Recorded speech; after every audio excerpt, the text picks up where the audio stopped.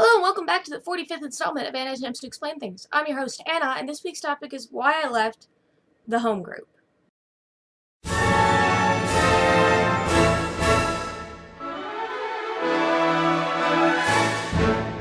For those of you who watched last week, you'll know something of the home group. Click, I think it's up here, to check out that story. So it wasn't actually because of Doug the Dickbag DM. So here's the thing. So our main DM was this guy named Tim, who was kind of a rules lawyery asshole. One of the problems with the group, one of the problems I had with gaming is that you had to be a power gamer in order for your character to survive for any length of time, or very lucky.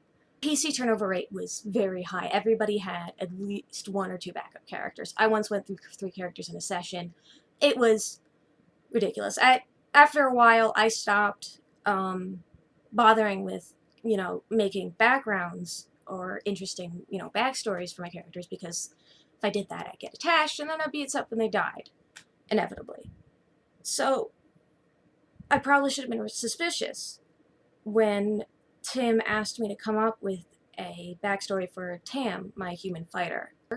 She had lasted a lot longer than many of my previous characters, so, and I was like, maybe I guess I was stupidly optimistic, and I didn't really think about it, and so it's like, she has survived for a while.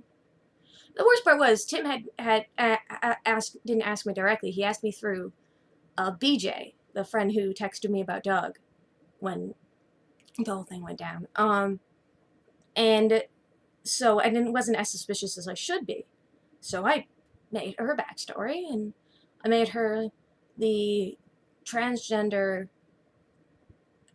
daughter of a merchant who had gone adventuring to, get the magic items needed for a full transition. It was all very, very typical, and I quickly fell in love, as I do. And then he killed her. Shocking, I know.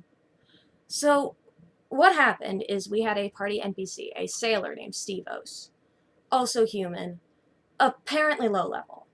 Stevos was not human. So, it turns out Stevos came to the party under suspicious circumstances. This was after the incident with Doug. So the reason I hadn't gone with Jeff, the guy who was driving me afterwards, is because Jeff was always late. Was always 15 to 20, 30 minutes late to a game because of work. So which meant that I would be late to the game if he drove me. But obviously, since I couldn't be alone with Doug anymore, I had to go with Jeff. So Stevos joined the party while Jeff and I weren't there. And since Jeff was what was the closest thing the party had to a moral compass and common sense, and I just straight up wasn't there, I couldn't really be blamed for not noticing all the suspicious shit that the suspicious circumstances under which he'd come to our party. But basically what happens is we have some downtime, and Stevos and Tam had bonded because they're both human, they're both non-magical. In a party with a addicted cleric and a slime man brawler and a bunch of other bullshit, obviously the two humans are going to bond. So I thought we were friends. So we have some downtime, and, so Stevos bought Tam. We're in a city. He took me aside and he bought me a very nice dress. And the DM actually, we were playing in a store, and the DM actually walked me to the front of the store where nobody was. And he told me this, and I started getting suspicious because, obviously, a little weird. And then he handed me the dress, and just as I was getting all, oh, that's so sweet, thank you, he told me to roll initiative. Stevos was a faceless stalker. I died, obviously, because faceless stalkers are very powerful. And I wasn't a level 20 fighter or even level 10, so I didn't really have a chance. My death was fairly well railroaded. So Stevos, the faceless stalker, took over Tam, and I had two options. Either I could play Stevos as Tam, or Tam would mysteriously disappear and I could roll up a new character. I was, understandably, incredibly pissed off. I had undergone a lot of shit with this group. Not only was it an ill-fitting group because they were more focused on mechanics and power gaming than on roleplay and storytelling, but Tim was not a very good DM.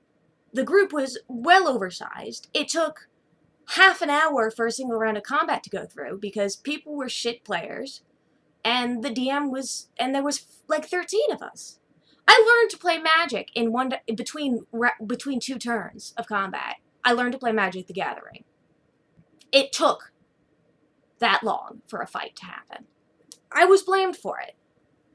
Both BJ and Tim told me, you know, you should have seen this coming.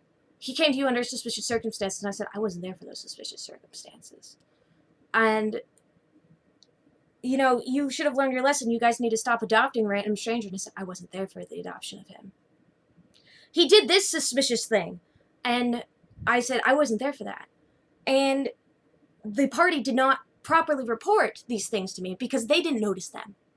Also, I think it was inevitable that I was going to leave the party when they didn't immediately kick Doug out for his incredible awfulness.